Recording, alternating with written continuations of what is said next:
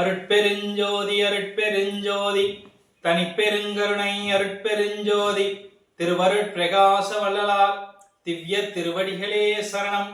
வள்ளல் மலரடி வாழ்க வாழ்க, எல்லா உயிர்களும் இன்புற்று வாழ்க. ராமலிங்கா அபயம், ராமலிங்கா அபயம், ராமலிங்கா அபயம் அபயம். அனைவருக்கும் வந்தனம். வள்ளலார் பெருமைகள் உங்களை அன்புடன் வரவேற்கிறது. வள்ளலார் பெருமைகள் எனும் இந்த யூடியூப் காணொலியில் நம்முடைய தெய்வமாகிய திருவருட்பிரகாச வள்ளல் பெருமானார் திருவாய் மலர்ந்தருளிய நமக்கு கடைசியாக கிடைக்கப்பெற்ற பேருபதேசம் என்கின்ற மகா உபதேசத்தை நாம் தொடர்ந்து பார்த்து கொண்டு வருகிறோம். அந்த வகையில் பெருமானாரின் பேருபதேசத்தில் ஏற்கனவே 6 பகுதிகளை பார்த்த நாம் இன்று 7வது பகுதிக்குள் பிரவேசம் செய்கின்றோம். ஆகவே 6 உபதேசங்களினுடைய தொடர்ச்சியாக வரக்கூடிய இந்த உபதேசத்தில் பெருமானார் என்ன சொல்கிறார் என்று பார்த்தால், இப்போது ஆண்டவர் என்னை ஏறாத நிலைமேல் ஏற்றியிருக்கின்றார். எல்லாவற்றையும் விட்டுவிட்டதினால் வந்த லாபம் இது. ஆதலால் நீங்களும் விட்டு விட்டீர்கள், ஆனால் என்னை போல் பெரிய லாபத்தை பெறுவீர்கள் அப்படின்னு பெருமானார் சொல்றாங்க. ஏன் இந்த வார்த்தைகளை இங்க பெருமானார் சொல்றாங்க அப்படின்னு பார்த்தீங்கன்னா, இந்த வார்த்தைகளும் பிறருக்கு புத்திமதி சொல்வதற்காகத்தான். என்ன சொல்றாங்கன்னா, என்னை பாருங்க, இப்ப என்னை ஆண்டவர் ஏறாத நிலைமையில் ஏற்றிட்டாரு. இது எதனால எனக்கு கிடைச்சதுன்னா, எல்லாவற்றையும் நான் விட்டு விட்டதுனாலதான் எனக்கு கிடைச்சது அப்படின்னு சொல்றாங்க.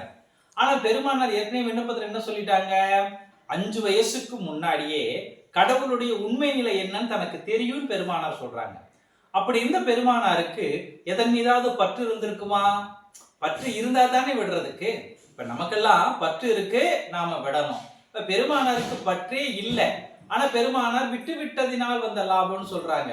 இப்ப ஏன் சொல்றாங்கன்னா, இதுவும் மற்றவர்களுக்கு அறிவுரையாகத்தான் பெருமானார் சொல்கிறார். யாரு? கூச்சல் குழப்பம் பண்றவங்க, சமய மதங்களின் மீது பற்று வச்சிருக்கிறவங்க, அவங்கள பார்த்து அறிவுரை சொல்லணும். அதை தன்மேல் ஏற்றிக்கொண்டு பெருமானார் சொல்கிறார், எல்லாவற்றையும் விட்டு விட்டதினால் வந்த லாபம் இது. ஆதலால் நீங்களும் விட்டு விட்டீர்களானால், நான் விட்டுட்டேன்பா, இப்ப நீங்களும் விட்டுட்டீங்கன்னு வச்சுக்கோங்களேன், நீங்களும் பெரிய லாபத்தை பெறலாம். பெரிய லாபங்கிறது என்னங்க? ஆன்ம லாபம். நான் வச்சிருந்தேன், விட்டுட்டேன், நீங்களும் விட்டுடுங்க அப்படி சொல்றாரு. உண்மையில் பெருமானாருக்கு எதன் மீதும் பற்று இல்லை. பற்று இருந்தாதானே விடுறதுக்கு. அதை சொல்றாங்க. அதுக்கடுத்து, இதுவரைக்கும் விடாமல் வைத்துக் கொண்டிருந்தவர்கள் ஏதாவது லாபத்தை பெற்றுக் கொண்டார்களா? இந்த சமயங்களின் மீதும், மதங்களின் மீதும், ஜாதிகளின் மீதும், பணத்தின் மீதும், இப்படி உலக விடயங்கள் எதன் மீதெல்லாம் நீங்க பற்று வச்சிருக்கிறீங்களோ, அப்படி வச்சுக்கிட்டு இருந்தவங்க எல்லாம் ஏதாவது லாபத்தை பெற்றிருக்கிறாங்களா? இல்ல. ஏன்னா எல்லாருமே ஏதோ ஒரு சூழ்நிலையில் மரணம் அடைந்து போய்விட்டார்கள். தங்களுடைய தேகத்தை காப்பாற்றிக் கொள்ள முடியாமல் போய்விட்டார்கள். அவங்க நஷ்டத்தை தான் சிந்திச்சிருக்கிறாங்க, லாபத்தை சம்பாதிக்கல. லாபத்தை பெற்றுக்கொண்டார்களா? பெற்றுக்கொள்ளவில்லை. பெருமானார் டிக்ளேர் பண்ற, நீங்க இதன் மீதெல்லாம் பற்று வச்சுக்கிட்டு இருந்தீங்கன்னா உங்களுக்கு ஒரு லாபமும் கிடைக்காது. நான் அப்படி அந்த சமயத்தில் வைத்திருந்த லட்சியமே என்னை இந்த நிலையில் தூக்கி விட்டது என்றாலோ, அந்த லட்சியம் தூக்கி விடவில்லை. போட்டு உடைச்சிட்டார். நான் வச்சிருந்த அந்த சமயங்களின் மீது வச்சிருக்கிற லட்சியம் தான் என்னை தூக்கி விட்டுச்சான்னு பார்த்தா, அப்படிலாம் என்னை எதுவும் தூக்கி விடல. இதுவும் அறிமுறை தான். நீ லட்சியம் வச்சீன்னா கடவுள் மீது லட்சியம் வைக்க வேண்டுமா, இல்லை சமயங்களின் மீதும் மதங்களின் மீது லட்சியம் வைக்க வேண்டுமாங்கிறத முடிவு பண்ணிக்க வேண்டியதான். கடவுள் மீது லட்சியம் வைத்தால் சமயங்கள் மதங்களின் மீதான லட்சியம் என்பது போய்விடும். அப்போ அந்த லட்சியம் தூக்கிவிடவில்லை, என்னை இந்த இடத்துக்கு தூக்கி விட்டது யாதனில். இப்போ ஏறாத நிலைமையில் நான் இருக்கேன் இல்லையா, என்னை எது தூக்கி விட்டுச்சு தெரியுமா? அக்காலத்திலேயே எனக்கு தெரிவிக்க வேண்டியதை தெரிவித்தார் என்று வாசக பெருவிண்ணப்பத்திலும்.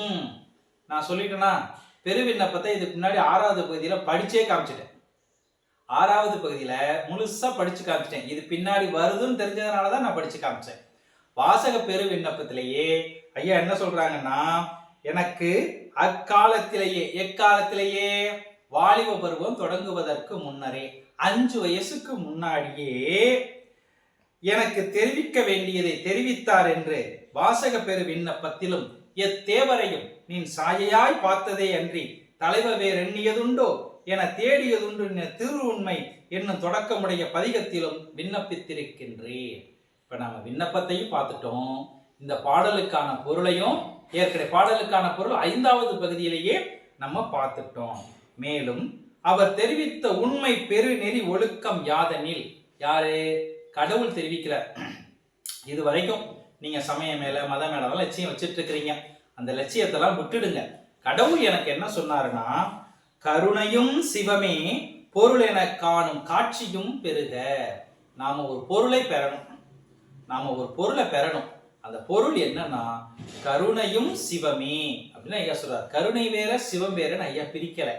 கருணையும் சிவமே பொருள் என காணும் காட்சியும் பெருக. இந்த கருணை தான் சிவமாக இருக்கிறது. அப்ப இந்த கருணையாகிய சிவம் தான் நாம் அடைய வேண்டிய பொருள். ஐயா தெளிவா சொல்லிட்டாங்க. நீங்க மற்றபடி எத்தனையோ பதிகள் இருக்கிறாங்க, எவ்வளவோ உலகங்கள் இருக்கு, சொர்க்க நரகம் எல்லாம் இருக்கு, அப்படி எல்லாம் போகாதீங்கப்பா. அப்படிலாம் எதுவும் கிடையாது. நாம் அடைய வேண்டியது சிவத்தை தான் அடைய வேண்டும். அந்த சிவம் என்னவாக இருக்கிறது என்றால் கருணையாக இருக்கிறது என்றதுதான். என்னை ஏறா நிலைமிசை ஏற்றிவிட்டது யாதெனில் தயவு. தயவு என்னும் கருணைதான் என்னை தூக்கிவிட்டது. ஐயா தெளிவா சொல்றார். தயவுதான் என்னை தூக்கி விட்டுச்சு, என்னை ஏறா நிலைமிசை ஏற்றி விட்டுச்சுன்னு ஐயா சொல்றார். இப்ப இந்த இடத்துல கூட இதுக்கு 2 விதமான பொருள்களை எடுக்கலாம். என்னன்னா, இதற்கு பெரும்பாலான பேர் பதில் சொல்றது என்னன்னா, ஐயா பிற உயிர்கள் மேல தயவோட இருந்தாரு, அதனால அந்த தயவு ஐயாவை தூக்கி விட்டுச்சு. உண்மை, சத்தியமான உண்மை. ஐயாவை போல தயவோடு இருந்தவர்கள் யாரும் இல்லை. ஆனா இந்த இடத்துல ஐயா அப்படியா சொல்லியிருக்கிறாரு? கொஞ்சம் வார்த்தைகளை நல்லா கவனிங்களேன். என்னை ஏறா நிலைமிசை ஏற்றி விட்டது யாதெனில் தயவு. என்னை ஏறா நிலைமிசை ஏற்றி விட்டது யாது? தயவு. தயவு என்னும் கருணை தான் தூக்கி விட்டது. ஏன் இது இறைவனுடைய தயவா இருக்கக்கூடாது? இதுவரைக்கும் என்ன பொருள் சொல்லிக்கிட்டு இருக்கிறோம்? ஐயா பிற உயிர்கள் மீது வச்சிருந்த தயவு தான் ஏற்றி விட்டதுன்னு சொல்றோம். அதை நான் தப்பு சொல்லல, குறை சொல்லல, அதுவும் சரி, அப்படியும் ஒரு பொருள் எடுத்துக்கொள்ளலாம். ஆனால் ஐயா என்ன பண்றாங்க? மகன் எனும் கோலத்தால் இறைவன் கிட்ட காட்டுறாங்க. தன்னை இறைவன் பிள்ளை என்று நிரூபித்து காட்டுகிறார். பக்தியோட இருந்து, ஒழுக்கத்தோட இருந்து, தயவே வடிவாக இருந்து தவம் பண்ணார் இல்லையா? அப்போ இறைவனுடைய தயவு கிடைக்கும்ல ஐயாவுக்கு. அப்ப அந்த ஏன் இறைவனுடைய தயவு ஐயாவை தூக்கி விட்டு இருக்க கூடாது? அதான் ஐயா சொல்றாங்க, என்னை ஏறா நிலைமிசை ஏற்றி விட்டது யாதெனில் தயவு. தயவு என்னும் கருணை தான் என்னை தூக்கி விட்டது. அப்ப 2 பொருளையும் எடுத்துக்கலாம். ஐயா பிற உயிர்கள் மீது வைத்திருந்த தயவாலும் அந்த நிலை ஐயாவுக்கு கிடைத்திருக்கும். இறைவன் ஐயா மீது காட்டிய தயவாலும் ஐயாவுக்கு அந்த நிலை கிடைத்திருக்கும். அதுக்கு அடுத்து வைக்கிறார் ஐயா, ஒரு செக்கு வைக்கிறார். இதையும் நிறையவே தொடர்றதே இல்லை. ஏறா நிலைமிசை ஏற்றி விட்டது யாதெனில் தயவு. நம்ம தயவோட இருக்கணும். உண்மை, தயவோட இருக்கணும். தயவுக்கு என்ன வேணும்? ஜீவகாருண்யத்தோடு இருக்கிறதுக்கு என்ன வேணும்? இந்த வரி ரொம்ப முக்கியமான வரி. அந்த தயவுக்கு ஒருமை வர வேண்டும். அச்சார் ஐயா செக்கு. அந்த தயவுக்கு என்ன வரணும்? ஒருமை வர வேண்டும்.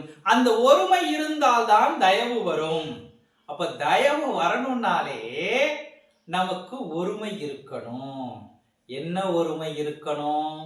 தான் வேறு பிற உயிர்கள் வேறு என்கின்ற பேதம் இல்லாத ஒருமை இருக்கணும். அதத்தான் ஐயா என்ன சொல்றாங்க? ஆன்மநேய ஒருமை பாட்டு உரிமை அப்படின்னு ஐயா சொல்றாங்க. ஆன்மநேய ஒருமை பாட்டு உரிமை. அப்ப என் தேகத்தில் இருக்கக்கூடிய ஆன்மாவும், இப்ப நீங்க பாத்துக்கிட்டு இருக்கிறீங்க இல்லையா, உங்க தேகத்தில் இருக்கக்கூடிய ஆன்மாவும், ஒரு எறும்புல இருக்கக்கூடிய ஆன்மாவும், ஒரு பறவை மேல இருக்கக்கூடிய ஆன்மாவும், எல்லா ஆன்மாவும் ஒரே ஆன்மாதான். ஆரம்பத்தில் கடவுள் சமூகத்தில் ஆன்மாகாசத்தில் இந்த ஆன்மாக்கள் எல்லாம் ஒரே இடத்தில் இருந்தது அப்படிங்கிற அந்த ஒருமை நமக்கு வேணும். சரி, இதை வார்த்தைகளா சொல்றோம். எப்படி அறிய முடியும் அப்படின்னு பாத்தீங்கன்னா, முதல்ல ஆன்மா என்னன்னு நாம உணரணும். நம்ம ஆன்மா சொல்லிக்கிட்டு இருக்கிறோம். ஆன்மாவை உணர வேண்டும். ஆன்மாவை உணர்ந்தால் ஆன்மநேய ஒருமைப்பாட்டு உரிமை வரும். அப்பதான் வரும். அது வரைக்கும் நம்ம தியரியா தான் சொல்ல முடியுமே ஒழிய, நான் ஆன்மா சிற்றணு வடிவினன் கோடி சூரிய பிரகாசம் உடையதுன்னு ஐயா சொல்றாரு இல்லையா? அப்ப நான் ஆன்மா என்பதை அனுபவத்தால் உணர்ந்தால் அந்த அனுபவம் இந்த அகிலத்தில் இருக்கக்கூடிய எல்லா தேகத்திற்குள்ளும் இருக்கக்கூடிய ஆன்மாக்களும் தன்னுடைய ஆன்மாவும் சகோதர ஆன்மா என்கின்ற உணர்வு வரும். அந்த உணர்வு வரும் பொழுது ஒருமை வரும். அந்த ஒருமை வந்தால் தயவு வரும். அப்போ இப்ப நம்ம தயவோட இருக்கிறதெல்லாம் இருக்கிறோம், நம்ம தயவோட தான் இருக்கிறோம். ஆனா ஐயா சொன்ன அந்த தயவுங்கிறதுக்கு நம்ம ரொம்ப ரொம்ப ரொம்ப ரொம்ப குறைவாகத்தான் இருக்கிறோம் இல்லையா? என்னதான் நம்ம ஜீவகாருண்யம் பண்றவங்க எவ்வளோ பேரை பார்த்துருக்கிறோம். அவங்க மனதிலும், நான் யாரையும் குறை சொல்லலைங்க, யாரும் தப்பா எடுத்துக்காதீங்க, இருக்கிறதத்தான் சொல்றேன், அவர்கள் மனதிலும் பேதங்கள் இருக்கிறது. பேதங்கள் இருக்கின்ற மனதில் தயவு முழுமை பெறாது. ஏன்னா நம்ம அடைய வேண்டிய லட்சியம் என்ன? கடவுள். கடவுள் என்கின்ற பெரிய லட்சியத்தை அடைய வேண்டும் என்று சொன்னால் அந்த தயவு எவ்வளவு பெரிய நிலையில இருக்கணும்னு பார்த்துக்கோங்க. ஐயா அதைத்தான் சொல்கிறார், என்னை ஏறாத நிலைமிசை மேல் ஏற்றி விட்டது. ஏறாத நிலைமையில எது ஏற்றும்? கோடிக்கணக்கான மனிதர்கள் தோன்றி இந்த மண்ணில் மறைஞ்சு போயிட்டாங்க. எத்தனை யானைகள், எத்தனை யோனிகள், எத்தனை யோகிகள், எத்தனை சித்தர்கள். ஏன் அடைய முடியாம போச்சு? அந்த பெரிய தயவு இல்லாமல் போச்சு. அப்போ நம்ம தயவோட இருக்கிறதுக்கே நமக்கு ஒருமை வேணும். நாம் ஆன்மாங்கிறத உணரணும். அப்ப ஆன்மா எங்க இருக்கு? புருவ மத்தியில இருக்கு. அப்ப ஆன்மாவை, ஆன்ம பிரகாசத்தை தெரிய விடாமல் எது மறைச்சுக்கிட்டு இருக்கு? 7 திரைகள் மறைச்சுக்கிட்டு இருக்கு. ஐயா ஏன் முதலிய திரைகளை சொன்னாரா? இப்ப தெரியுதா? இந்த பேருபதேசம் ஒன்றோடு அப்படி தொடர்பு கொண்டு பின்னி பிணைஞ்சிக்கிட்டே வரும். இப்போ ஒருமை இருக்கணும்னா ஆன்மாவை தெரியணும், தயவு இருக்கணும்னா ஒருமை வேணும், ஒருமை இருக்கணும்னா ஆன்மா தெரியணும், ஆன்மாவை தெரியணும்னா அதுக்கு முன்னாடி 7 திரைகள் இருக்கு. அந்த திரைகளை விளக்கணும். இதெல்லாம் ஒன்னோடு ஒன்று தொடர்ச்சி. அந்த திரையை விளக்கணும்னா முதல்ல என்ன பண்ணணும்? தெய்வம் யாருன்னு விசாரம் பண்ணணும். ஐயா ஆரம்பத்தில் விசாரணை ஆரம்பிக்கிறார் இல்லையா? இது எல்லாமே தொடர்புடையது. இப்போது என்னுடைய அறிவு அந்த அண்டங்களுக்கும் அப்பால் கடந்திருக்கிறது. ஐயாவுடைய அறிவை சொல்றார், பெரிய அறிவு ஐயாவுடைய அறிவு. அந்த அண்டங்களுக்கும் அப்பால் கடந்திருக்கிறது. அது அந்த ஒருமையினால் தான் வந்தது. கவனிங்க, அறிவுன்னு சொல்ல வரும்போது ஐயா தயவுக்குள்ள போகல, ஒருமைக்கு போயிட்டார் இல்லையா? அந்த ஒருமை இருந்தா தான் அந்த அறிவு பூரணத்துவம் பெறும். ஐயா சொல்கிறார், நீங்களும் என்னை போல் ஒருமையுடன் இருங்கள், நீங்களும் என்னை போல் தயவுடன் இருங்கள்னு ஐயா சொல்லல. ஏன்னா தயவு வரணும், ஒருமை வேணும். முதல்ல ஒருமை வந்துருச்சுன்னா தயவு தன்னால வந்துடும். அதனால ஐயா என்ன சொல்கிறார், ஐயாவுக்கு எந்த பேதமாவது இருந்ததா? ஐயாவை எவ்வளோ பேர் வாழ்த்துனாங்க, எவ்வளோ பேர் திட்டுனான். ஐயா எழுதுன அருட்பாவே இல்லைன்னா, மருட்பான்னா, ஐயாவை திட்டுனா, எவ்வளவோ விமர்சனங்கள் பண்ணாங்க. எதை பத்தியும் ஐயா காது கொடுத்து கூட கேட்கல. மானமெல்லாம் போன வழி விடுத்தேன், வைதாலும் வைத்திடுமீன் வாழ்த்தென கொண்டிடுவேன் ஐயா. பாருங்க, இப்ப நம்ம ஒரு திட்டான்னு வச்சுக்கோங்களேன், பதிலுக்கு நம்ம திட்டாம கூட இருப்போம். ஆனா ஐயா என்ன சொல்ற, நீ திட்டியா திட்டிட்டு போ, நீ திட்டுறதையே நான் வாழ்த்தா எடுத்து வைப்பான்னாரு. வைதாலும் வைத்திடுவீன் வாழ்த்தென கொண்டிடுவேன் ஐயா சொன்னார். அதெல்லாம் ஐயா என்ன சொல்றாங்கன்னா, எந்த பேதமும் பார்க்காதீங்கப்பா. ஜாதி, மதம், சமயம், இனம், மொழி, நிறம், தேசம், பணம், எக்ஸட்ரா எக்ஸட்ரா எக்ஸட்ரா எது இருந்தாலும் எதையும் பார்க்காதீங்க. ஒருமையோட இருங்க. ஒருமையோட இருந்தீங்கன்னா தயவு வந்துடும். ஐயா சொல்கிறார், நீங்களும் என்னை போல் ஒருமையுடன் இருங்கள். அதுக்கு என்ன பண்ணணும்னா, என்னிடத்தில் ஒருவன் வசப்படாத முரட்டுத்தனமாய் எப்படி இருந்தாலும், அப்போ தயவுக்கு ஒருமை இருக்கணும். இப்ப ஐயா இதெல்லாம் உபதேசம் பண்ணிட்டு வர்றார். இதுக்கு முன்னாடி இன்னொரு விஷயம் நடக்குது.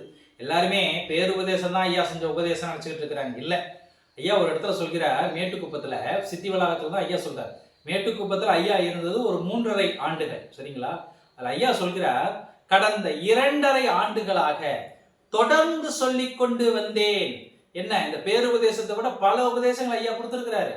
ஐயா சொல்கிறார், கடந்த 2.5 ஆண்டுகளாக நான் தொடர்ந்து சொல்லிக் கொண்டு வந்தேங்கிறார். அப்போ எவ்வளவு சொல்லி இருப்பார் ஐயா? 2.5 வருஷம் ஐயா சொல்லி இருக்கிறார். சொல்கிறார், அப்படி சொல்லியும் கேட்காம இருக்காங்க பாத்தீங்களா?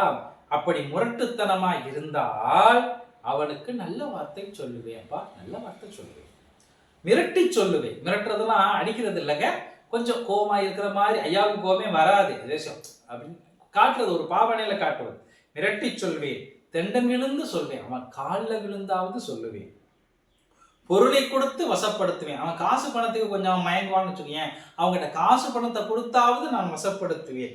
அல்லது ஆண்டவரை நினைத்து பிரார்த்தனை செய்வேன். இது எதுக்குமே வசப்பட மாட்டேங்கிறான். எதுக்கு?